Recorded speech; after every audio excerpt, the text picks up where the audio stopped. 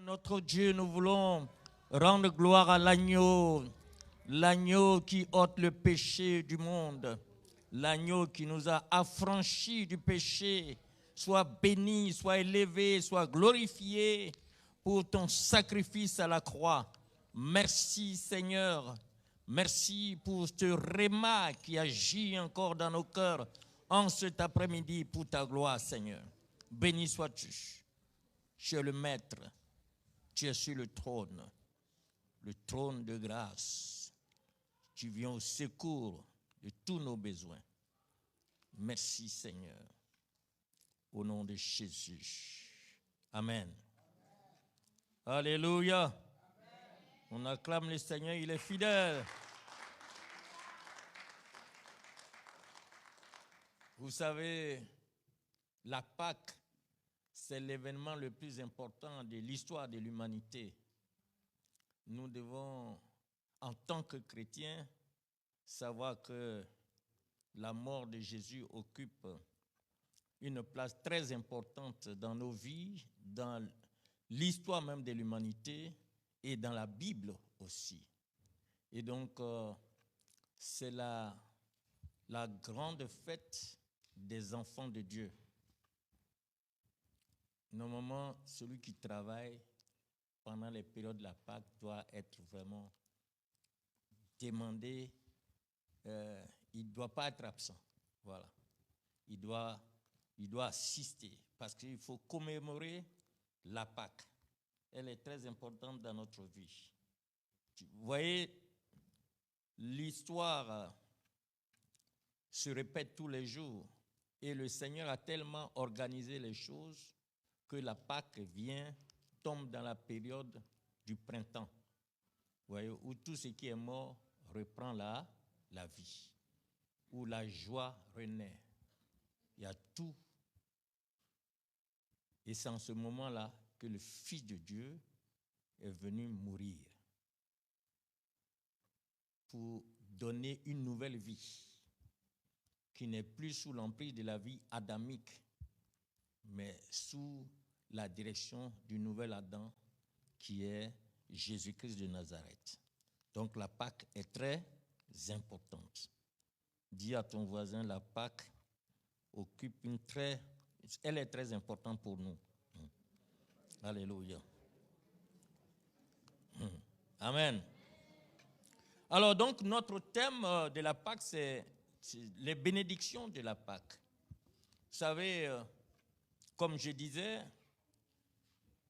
le tiers des versets des 4 évangiles est consacré à la dernière semaine de la vie de Jésus-Christ, qui parle de la Pâque.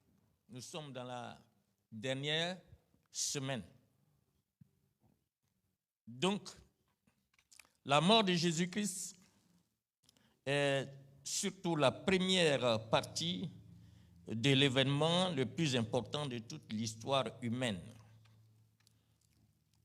Il y a 3 parties, sans compter la naissance, mais quand on parle de la Pâque, il y a 3 parties des événements les plus importants. Vous avez la mort de Jésus, vous avez l'ensevelissement de Jésus, ce qu'on ignore souvent, on ne parle pas beaucoup de l'ensevelissement de Jésus, mais vous avez aussi le 3e événement, la résurrection de Jésus.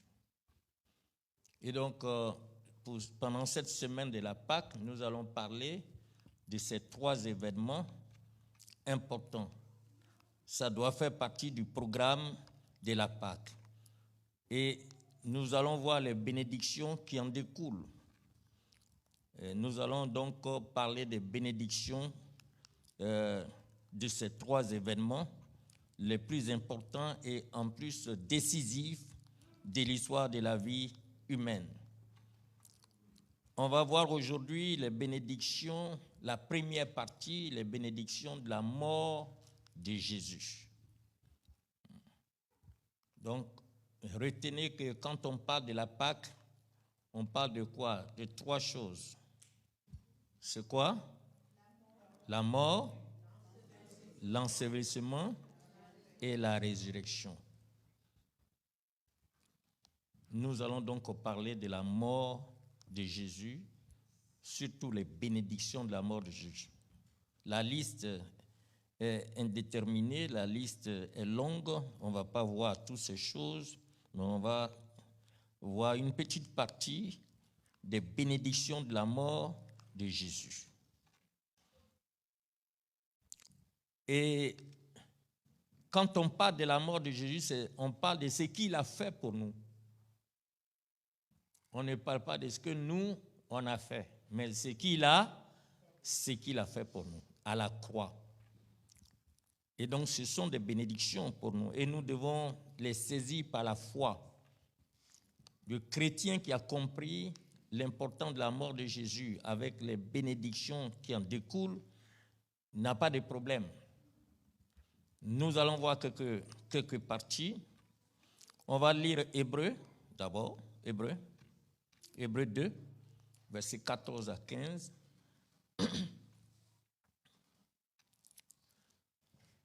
Alléluia, merci Seigneur. Alors, il est écrit, ainsi donc, puisque les enfants participent au sang et à la chair, il y a également participé lui-même, afin que par la mort, il anéantisse celui qui a la puissance de la mort, c'est-à-dire le diable, et qu'il délivra tous ceux qui, par la crainte de la mort, étaient toute leur vie retenus dans la servitude. Il y a beaucoup de choses dans ce verset-là, dans ces deux versets. Alléluia.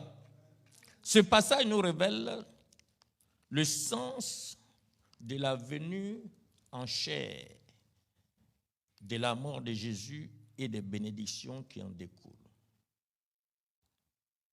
D'abord, Jésus est devenu homme. Le passage nous révèle premièrement que Jésus est devenu homme. On dit, puisque les enfants participent au sang et à la chair, il y a également participé lui-même. Vous savez que les êtres humains ont quelque chose de commun. Ce que nous avons de commun, c'est quoi? C'est la chair et le sang. Jésus-Christ a participé, c'est-à-dire il est venu en chair. Il est la parole qui a créé toutes choses qui existent et qui se trouvent dans la vie, en qui se trouve la vie et la lumière du monde, la lumière des hommes. Cette parole qui est la lumière des hommes, qui est la vie, est devenue chair, c'est-à-dire elle est devenue un être humain, donc qui a le sang et la chair. C'est pourquoi son sang là va couler à la croix. Donc, il est devenu chair, Jésus-Christ de Nazareth.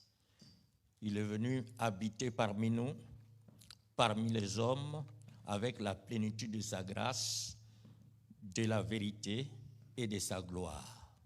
Donc, la première des choses qu'on doit retenir, c'est que Jésus est devenu homme. C'est pourquoi la Bible dit, celui qui nie que Jésus est homme a un esprit d'antichrist. Celui qui voit seulement que Jésus est esprit n'a jamais été homme, et que c'est ça, celui qui a cette pensée a un esprit d'antichrist, parce que Jésus-Christ a participé. Il a eu un corps, il y avait le sang et la chair. Et ce sang a coulé. Alors si on nie que Jésus-Christ est venu homme, alors on nie aussi que le sang de Jésus n'a pas coulé. Et donc, il n'est pas mort à la croix. Regardons dans 1 Jean, chapitre 1, Jean 1, versets 1 à 3, c'est ce qui était écrit ici. Au commencement était la parole était avec Dieu, et la parole était Dieu. Elle était au commencement avec Dieu. Toutes choses ont été faites par elle, et rien de ce qui a été fait n'a été fait sans elle. En elle était la vie, et la vie était la lumière des hommes. Et le verset 14 nous dit, et la parole a été faite chair, elle a habité parmi nous, pleine de grâce et de vérité. Nous avons contemplé sa gloire, une gloire comme celle du Fils unique venu du Père. Donc, Jésus est devenu homme.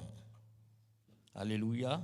Deuxième point, il est dans ce verset, il nous dit, par sa mort, il anéantit celui qui a la puissance de la mort, c'est-à-dire le diable. Donc, Jésus-Christ, par la mort de Christ, le diable a été anéanti. Puisque les enfants participent au sang et à la chair, il y a également participé afin que, par la mort, il anéantit celui qui a la puissance de la mort, c'est-à-dire le diable. Donc le verset nous dit que le diable, l'esprit du mal, a été anéanti par la mort de Jésus-Christ. Celui qui a le pouvoir de la mort sur les hommes a été anéanti. Vous savez, l'esprit du mal, le diable, avait le pouvoir de faire mourir les hommes sur la terre. Et Jésus est mort pour anéantir le diable qui détenait le pouvoir de la mort. Parce que c'est Satan qui détenait le pouvoir de la mort. Puisqu'il a entraîné l'homme à pécher. Or, le salaire du péché, c'est la mort. Jésus-Christ est venu, par sa mort, il a enlevé la force de l'esprit du mal. Il a anéanti Satan. Et donc, sa mort, en tant qu'homme, a réduit à néant le diable qui utilisait la mort pour détruire les êtres humains. Et même aujourd'hui encore, le chrétien qui n'a pas compris a peur toujours de la mort, alors que la mort a été anéantie. Alléluia. Donc, la mort de Jésus nous a libérés de l'autorité de Satan, Jésus l'a anéanti. Éphésiens chapitre 2, verset 1 à 2, il est dit, vous étiez par vos offenses et par vos péchés dans lesquels vous marchiez autrefois selon le train de ce monde, selon le prince de la puissance de l'air, de l'esprit qui agit maintenant dans le fils de la rébellion. Vous étiez morts par vos offenses. Vous savez, donc nous avons été libérés de la puissance de Satan et de son autorité par le fait que nous avons été rendus à la vie. La mort de Jésus nous a rendus à la vie. Si nous lisons encore le verset 4 et le verset 5 d'Éphésiens chapitre 2, il est dit, « Mais Dieu qui est riche en miséricorde à cause du grand amour dont il nous a aimés, nous qui étions morts par nos offenses, nous a rendus à la vie avec Christ. C'est par la grâce que vous êtes sauvés. Donc celui qui est né de nouveau rentre dans le royaume de Dieu. Il passe des ténèbres à la lumière, de la puissance de Satan à la puissance de Dieu. Et en là, nous sommes libérés de l'autorité de Dieu, de Satan. La mort de Jésus nous libère de l'autorité de Satan. Je voudrais donner 5 choses rapidement et nous allons prier. Alléluia. Jésus-Christ nous a donc libérés de 5 choses négatives en détruisant Satan, celui qui a la puissance de la mort. Il nous a libérés de 5 choses négatives. La première des choses, il nous a libérés, il a détruit le pouvoir de la mort. Vous savez, Jésus-Christ, par sa mort, il a détruit, il a anéanti le détenteur du pouvoir de la mort. Qu'est-ce que je veux dire par là? La mort n'est pas seulement réduite à néant, Satan, mais la mort de Jésus a détruit aussi le pouvoir de la mort. Vous voyez? Donc, Jésus, par sa mort, a tué la mort. La mort a été tuée. Elle a été anéantie. Et l'arme de la mort que le diable utilise, c'est le péché. C'est ça la puissance. L'arme que Satan utilise, c'est le péché. Parce que Satan sait que Dieu est saint et Dieu ne peut tolérer aucun atome de péché devant sa face. Il sait que la mort est le salaire du péché. Il a poussé Adam et Ève à pécher contre Dieu pour les dominer, pour leur arracher le pouvoir que Dieu leur avait donné. Et il connaît les conséquences du péché. Parce que lui-même a été le premier à être rebelle. Donc il connaît les conséquences. L'enfer lui est réservé. Donc il connaît. Et c'est pourquoi il utilise le péché pour asservir les gens. C'est dans le péché que Satan tient son pouvoir. Si tu veux être libre, il faut être libéré du péché. Il faut refuser le péché dans ta vie. Et c'est pour cela que Jésus est mort à la croix. Quand on parle de l'aiguillon, le pouvoir de la mort, c'est le péché. Regardons dans 1 Corinthiens chapitre 15, versets 54 à 57. L'apôtre Paul nous dit, lorsque le corps corruptible aura revêtu l'incorruptibilité et que ce corps mortel aura revêtu l'immortalité, alors s'accomplira la parole qui a été écrite. La mort a été engloutie dans la victoire. Le verset 55 nous dit, ô mort, où est ta victoire? Ô mort, où est ton aiguillon? Regardez le verset 56. L'aiguillon de la mort, c'est le péché. Et la puissance du péché, c'est la loi. Le pouvoir de la mort, c'est le péché. Mais grâce soit rendue à Dieu qui nous a donné la victoire par notre Seigneur Jésus-Christ. Voilà ce que l'apôtre Paul nous dit dans 1 Corinthiens chapitre 15. L'aiguillon de la mort, c'est le péché. Et la puissance du péché, c'est la loi. Parce que si tu es dans le péché, la loi te condamne. La loi de Dieu te condamne. Mais Jésus a détruit, il a anéanti le détenteur du pouvoir de la mort. En détruisant le détenteur du pouvoir de la mort, il a aussi anéanti le péché, son pouvoir. Il a anéanti ce pouvoir. Le péché a été réduit à néant. C'est pourquoi le péché n'a plus de pouvoir sur les enfants de Dieu. C'est une bénédiction. Le péché n'a plus de pouvoir. C'est dommage quand on entend souvent certains chrétiens charnels. Bon, ils sont charnels. Donc, c'est charnel, c'est charnel. Vous voyez? Donc, c'est les chrétiens qui est dans la chair. Donc, le péché l'a vaincu déjà. Parce que s'il est dans la chair, c'est que le péché l'a vaincu. Il faut que tu saches, en tant que chrétien, que tu es dans la victoire. La bénédiction que Dieu te donne, c'est que le péché n'a plus de pouvoir sur ta vie. Tu n'es plus sous l'autorité de Satan. C'est fini ça. Tu n'es plus sous son autorité. Et si tu n'es plus sous l'autorité de Satan, l'aiguillon de la mort n'a plus d'autorité, c'est-à-dire le péché là n'a plus d'autorité. Tu peux dire non.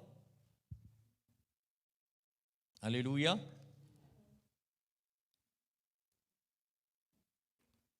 Romains chapitre 5. On peut lire le verset 12 et puis le verset 17. Il est dit, c'est pourquoi, comme un seul homme, par un seul homme, le péché est entré dans le monde et par le péché, la mort, et qu'ainsi c'est étendu sur tous les hommes parce que tous ont péché. Car jusqu'à la loi, le péché était dans le monde.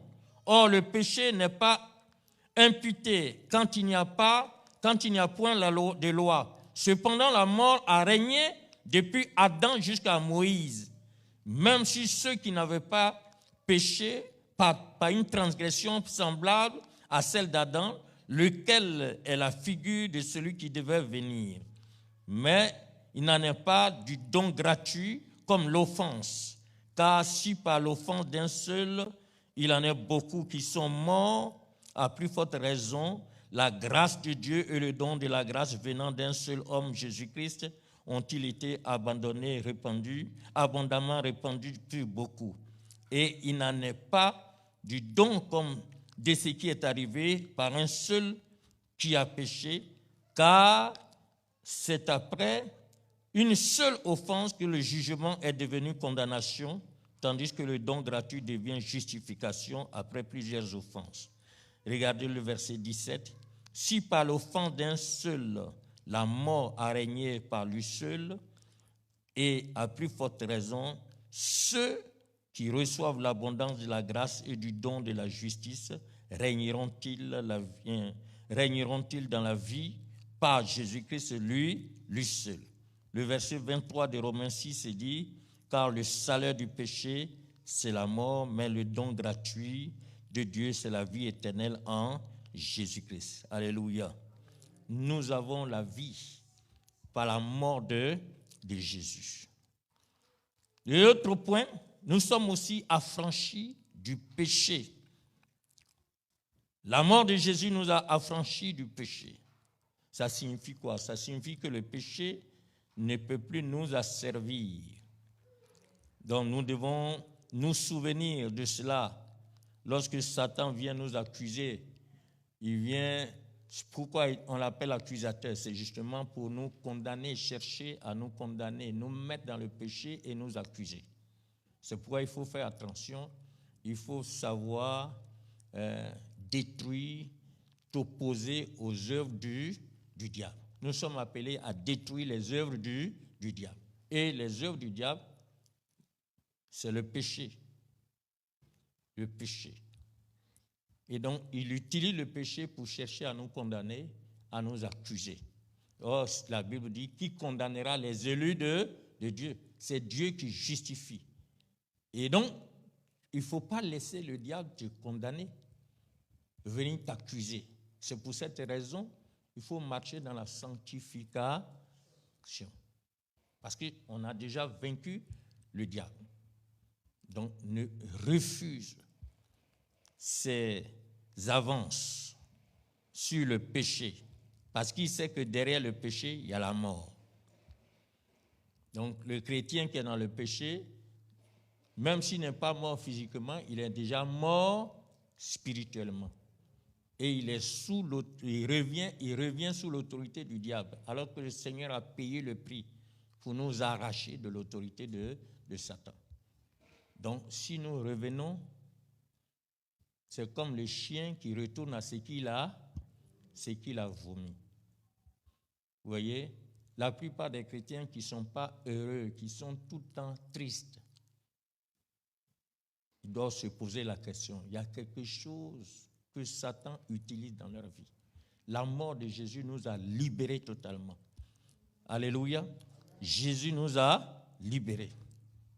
Autrefois, nous étions esclaves du péché. Mais la mort de Jésus a tué le pouvoir du péché dans notre corps. Et nous sommes affranchis du péché. La Bible dit que nous sommes affranchis. Donc, le péché n'a plus de pouvoir. Tu ne dois plus laisser le diable venir te juger, venir t'accuser. Si tu marches selon la parole de Dieu, tu marches en nouveauté de vie. Le troisième point que je voulais souligner ici, c'est que la mort de Jésus nous a affranchis de la mort. Comme je vous disais tout à l'heure, la mort de Jésus a tué la mort. La mort a été tuée. Romains 8, verset 2 dit, « Parce que la loi de l'esprit de vie qui est en Jésus-Christ m'a affranchi de la loi du péché et de la mort. » Donc, il y a une loi dans la nouvelle vie que nous avons. Cette loi, c'est la loi de l'esprit de vie. Vous savez que tout est régi par la loi. On parle de la loi de la pesanteur. C'est quoi la loi de la pesanteur?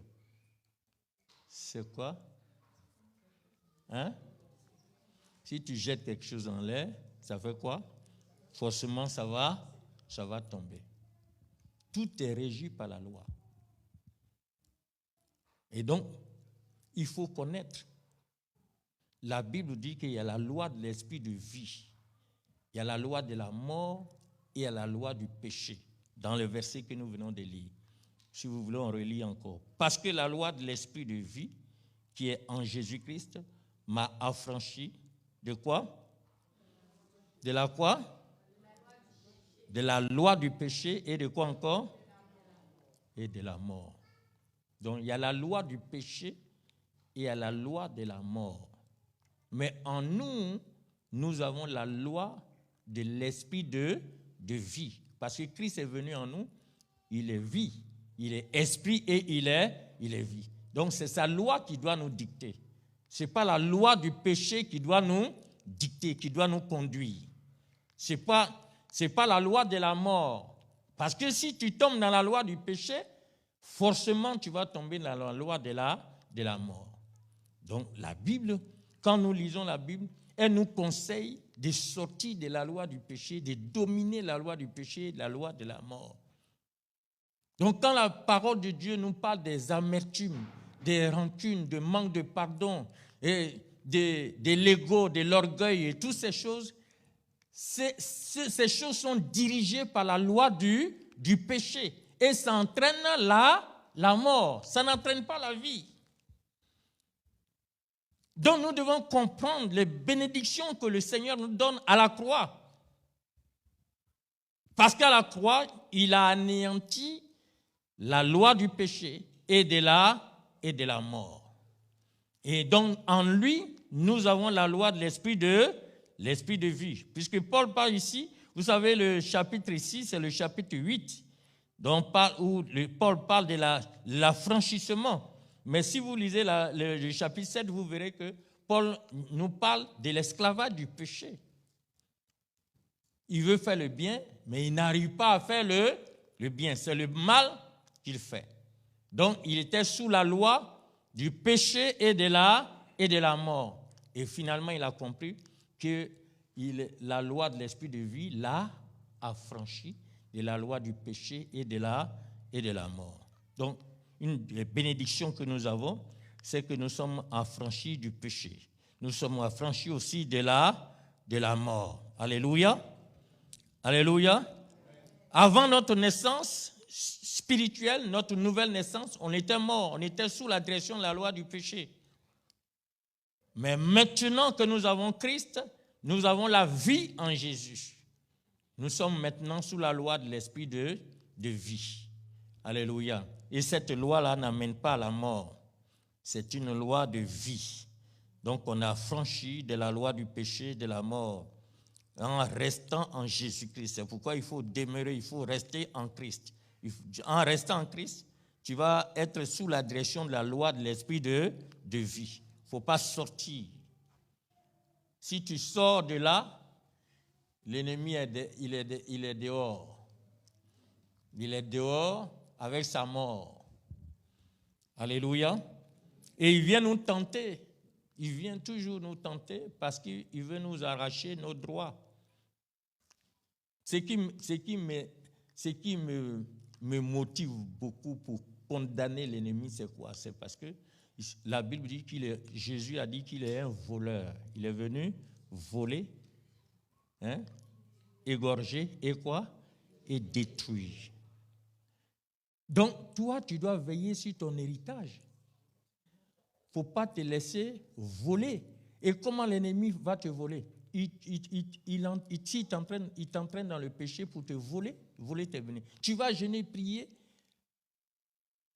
Et au moment où la bénédiction arrive, parce que lui, il connaît, il voit. Il est dans le spirituel, là. Il voit.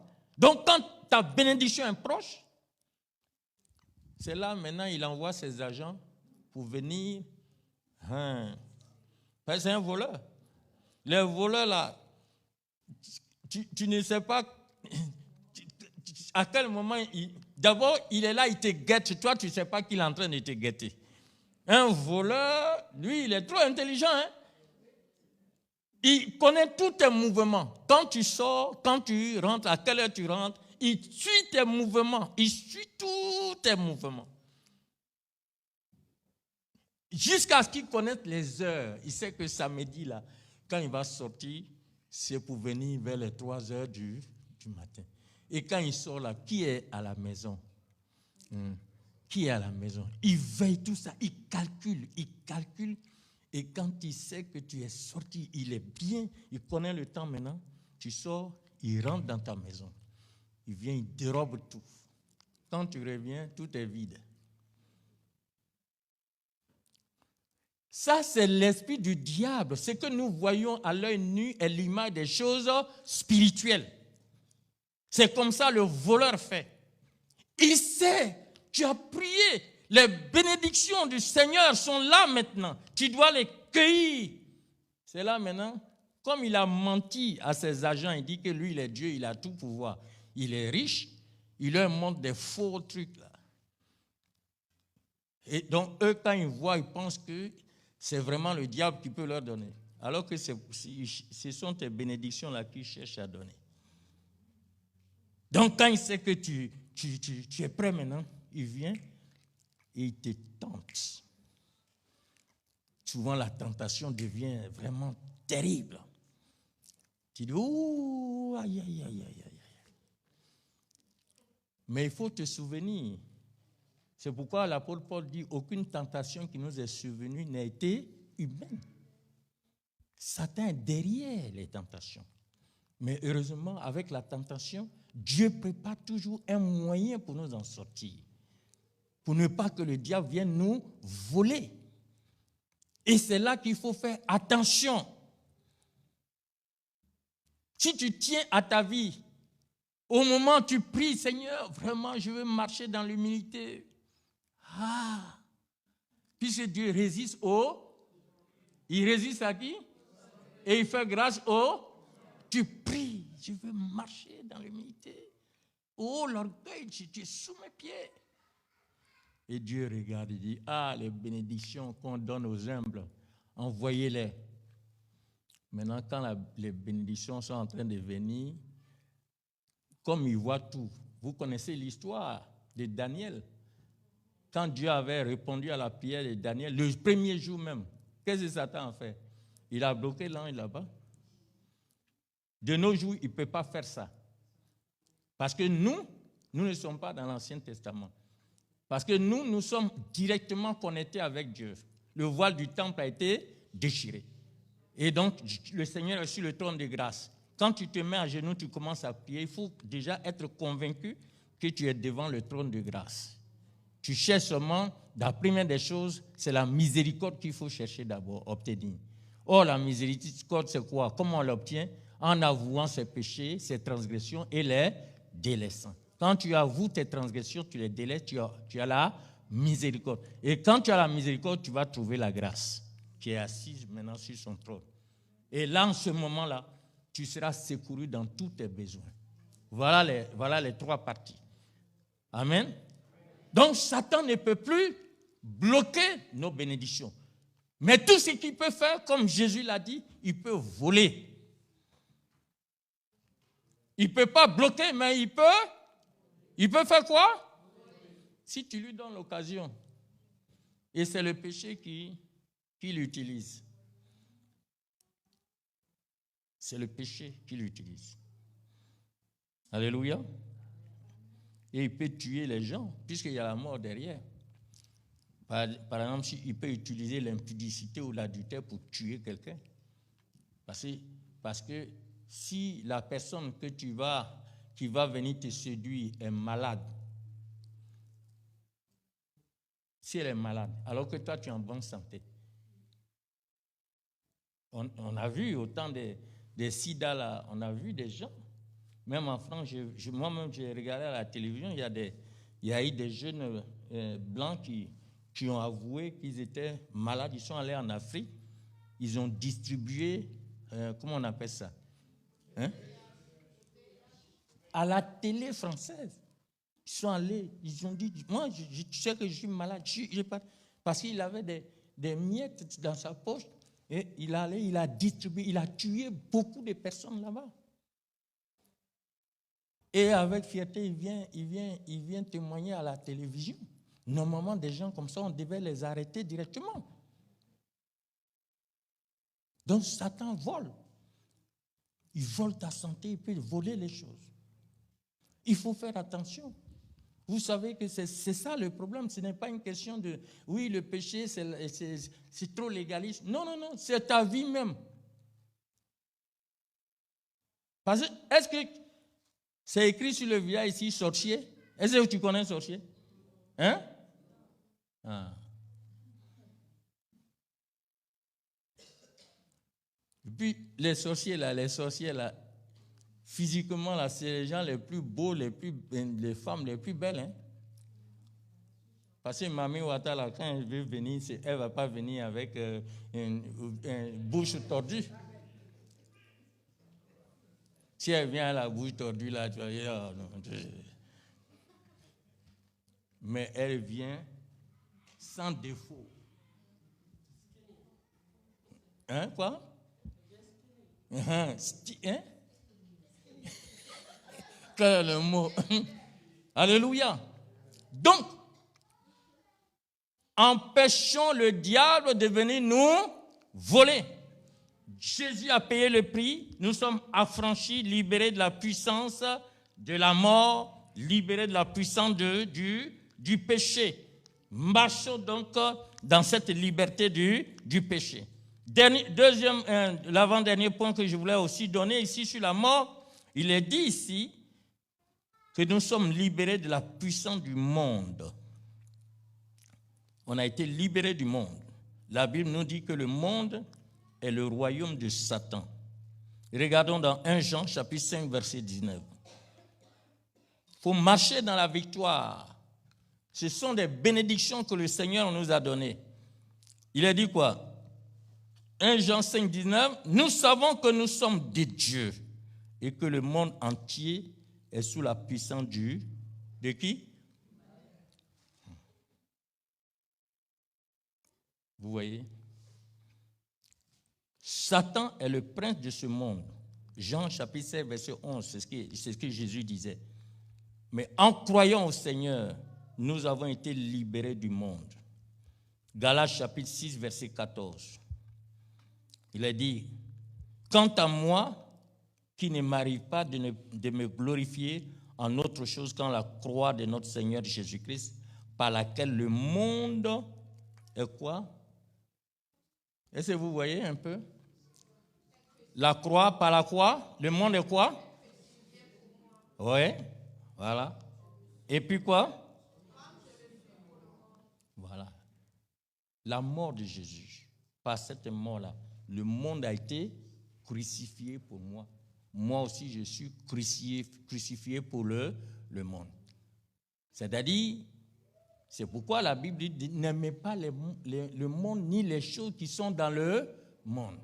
Donc, quand tu es un chrétien, que tout ce que tu vois dans le monde là, c'est ça. Mais où est la différence maintenant? Est-ce que tu peux confesser pour dire que j'ai quitté le monde? Hein? Parce que on est dans le monde, mais on est quoi? Hein? Ah. Jésus ne nous a pas enlevés dans le monde. Il dit, vous restez là. Mais par votre vie, vous allez gagner le monde. Maintenant, si tu ne gagnes pas le monde, c'est le monde qui va te gagner. Si vous ne gagnez le monde vous gagnera. La mort de Jésus nous a libérés du monde, affranchis du monde. Alléluia. De la puissance du monde. On n'est plus sous la puissance du monde, ni les choses qui sont dans le monde. Les choses qui sont dans le monde, l'apôtre Jean nous dit, la convoitise de la chair, l'orgueil de la vie, la convoitise des yeux. Ce sont les choses qui sont dans le monde. Nous ne devons pas aimer ces choses parce que nous sommes affranchis du monde. Si tu t'habilles, tu dois t'habiller comme un enfant de Dieu, comme une fille de Dieu. Si tu parles, tu dois parler comme un enfant de Dieu, comme une fille de Dieu. Les paroles déshonnêtes, les paroles qui ne sont pas à la gloire de Dieu ne doivent plus sortir de ta bouche. On n'a plus les paroles du monde. Et c'est pourquoi, vous savez, je ne sais pas, mais quand vous avez des bons amis qui vous connaissent bien après votre conversion, mais des fois, ils vous abandonnent. Je ne sais pas si vous avez fait des expériences. Ils vous abandonnent.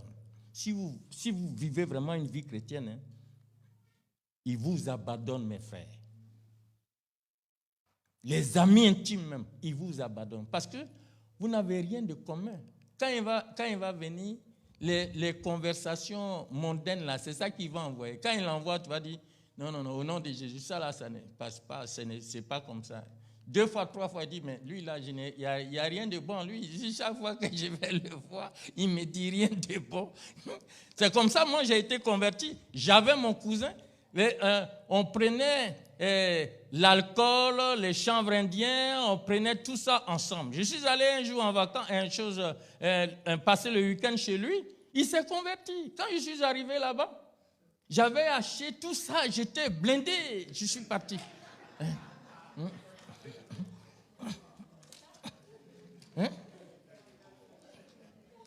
J'étais blindé. J'ai dit, on va passer un bon week-end aujourd'hui.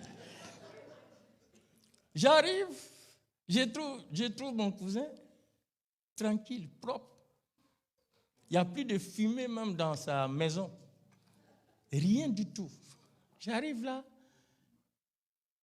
je le vois vraiment. Ça dit que les choses ont changé complètement. Il commence à me témoigner. Oh, Jésus est formidable. Depuis quand lui, là, il parle de Jésus. Non, Jésus a sauvé ma vie. Jésus. Mais nous tous, on va dans l'église multidiniste, là. C'est là-bas, on va. Quand on quitte là-bas, on fait ce qu'on veut. Mais d'où vient toi ton Jésus, là? Quand j'avais la cigarette, il dit, chez moi, là, on ne fume pas. J'avais acheté mon paquet de cravates. Je veux allumer, il dit non. Chez moi, ici, on ne fume pas, je ne fume pas. Depuis là, je ne fume pas. Parce que mon corps, c'est le temple du Saint-Esprit. J'ai dit, waouh, mais qu'est-ce qu'il me raconte, ce gars-là? Ok, on va aller passer notre week-end comme d'habitude. Il dit non, que moi, je suis fiancé. Moi, impudicité, non.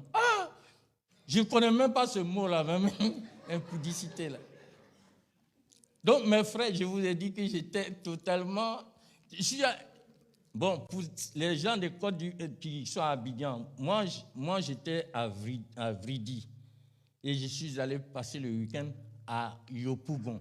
Je ne peux plus revenir à Vridi. C'est un long voyage.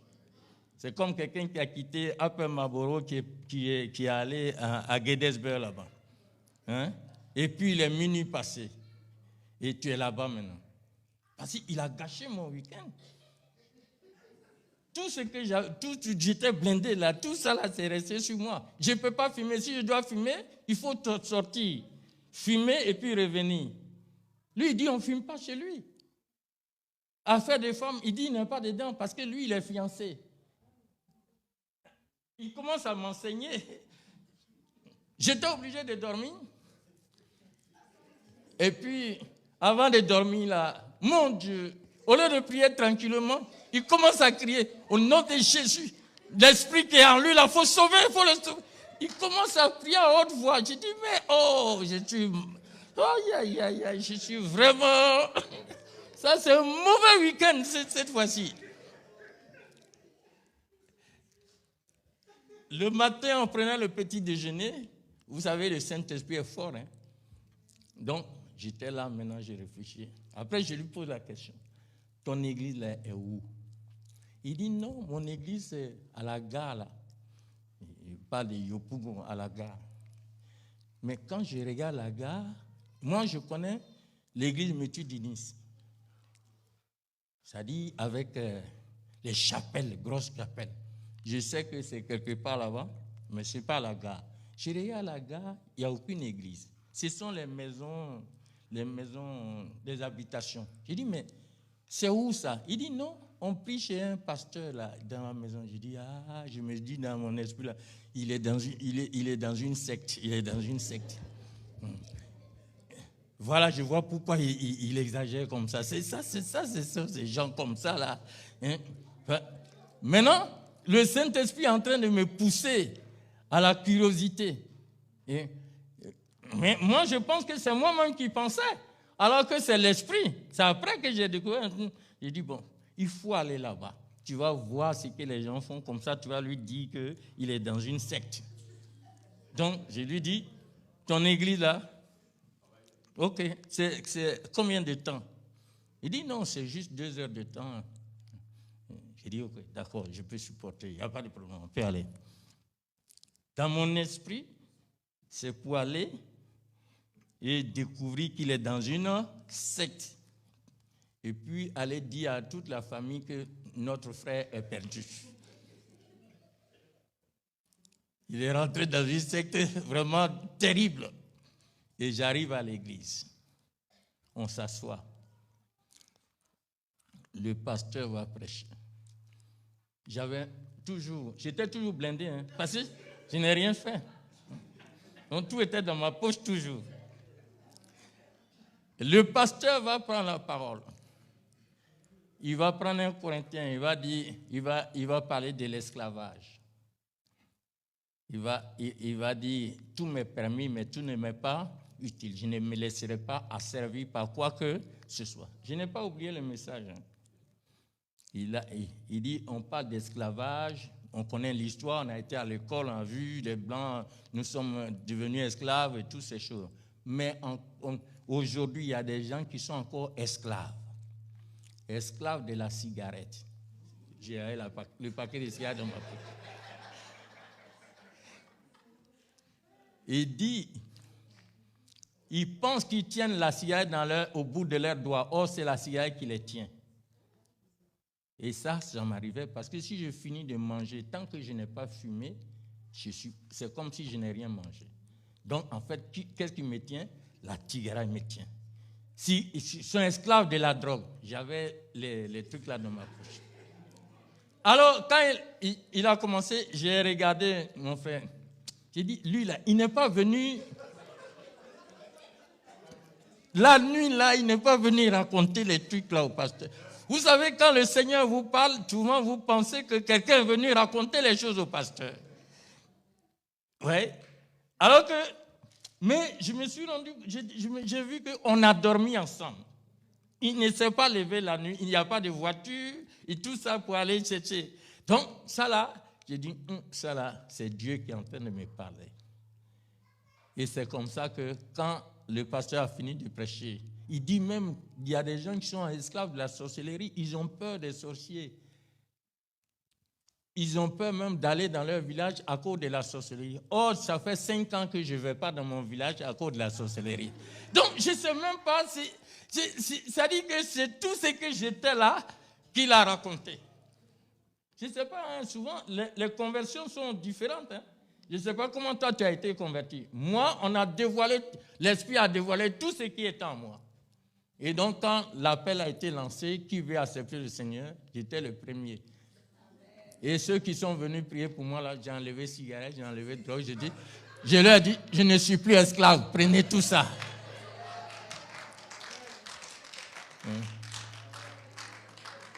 Vous voyez, donc quand je vous parle de l'esclavage, je vous parle de l'asservissement, ça c'est une réalité. On a été tous asservis par quelque chose. Mais en acceptant le Seigneur, il nous a délivrés. Il nous a libérés. Alléluia. Donc nous sommes libérés. On va se lever, on va prier. Jésus est mort pour toi. Tu n'es plus esclave du péché, mais tu es esclave de la justice. Alléluia. Tu es esclave de Dieu. Tu n'es plus esclave du diable. Tu es esclave de Dieu. Nous allons donc prier. Tu vas bénir le Seigneur pour ces bénédictions qu'il t'a accordées. Alléluia. Il t'a libéré. Il t'a délivré. Ça, ce sont des bénédictions. À chaque fois que nous nous approchons du Seigneur, nous devons le bénir pour cela. Alléluia. Prions le Seigneur. Alléluia. Prie le Seigneur. Il a anéanti le diable. C'est fini, c'est terminé. Le diable a été anéanti.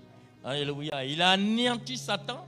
Il a anéanti le pouvoir, celui qui détenait le pouvoir que Satan détenait, le péché qui entraînait la mort, Jésus l'a anéanti.